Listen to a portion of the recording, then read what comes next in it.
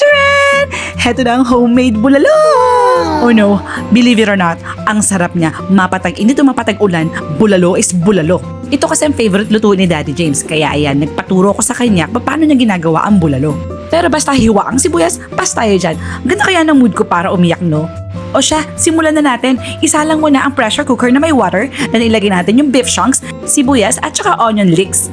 At pamintang buo. Pero wag naman karamihan na. Tansyahin nyo rin kung gaano karami inyong water. Kung di ka naman marunong mag-estimate, ay nako, paubayan mo na lang yun sa iba. Sabi nga nila, di ba? Wag mong problemahin ang problema ng iba. Kaya takpan mo na ang pressure cooker at pakuluan natin from 25 to 30 minutes. At habang hinihintay natin siya lumambot, magkwentuhan muna tayo. So eto na nga Mars. Alam nyo kasi dati, pag gusto namin kumain ng bulalo, dumadayo pa kami ng Tagaytay. Tapos ang makakain lang namin, kukunti lang din, kulang pa yung mga ricados. Compared sa bahay ka nagluto.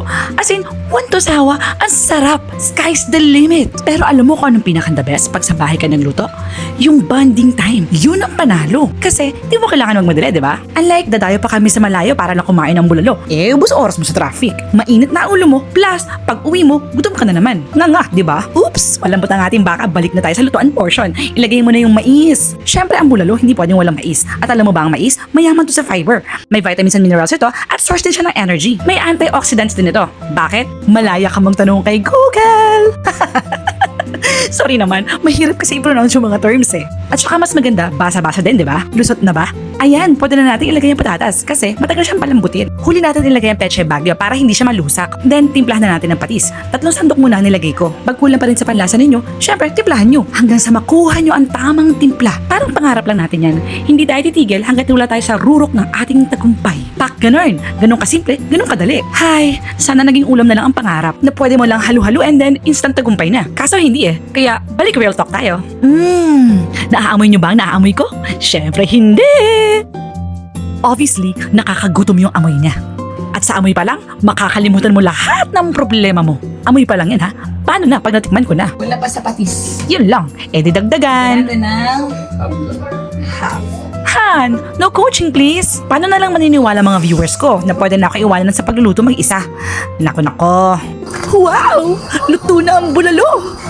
Right. So, magsasali na tayo. Mapaparami na naman kami ng kain nito. Care Bear. Intermittent fasting?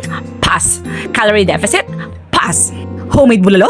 Push! Dahil para sa akin, habang may bukas, may pag-asa. Paalala lang muli mga dudes ha, huwag masyado kumain ng sobrang bulalo kasi mataas ito sa kolesterol at pwede magdulot ng sakit sa puso. Syempre, ayaw natin mateki, di ba? At saka, insured ka na ba? Kung hindi pa, lapit ka sa akin. Tara, usap tayo. O di ba? Naisingit ko pa. Mas masarap kaya kumain ng bulalo kung insured ka. Kasi hindi ka mag-aalala kahit maparami ka. Gaya na tong kaibigan ko, ang saya niyang kumain no, siguro marami to insurance. Or talagang masarap yung luto kong bulalo. O siya sige, kakain na muna kami. Bye-bye!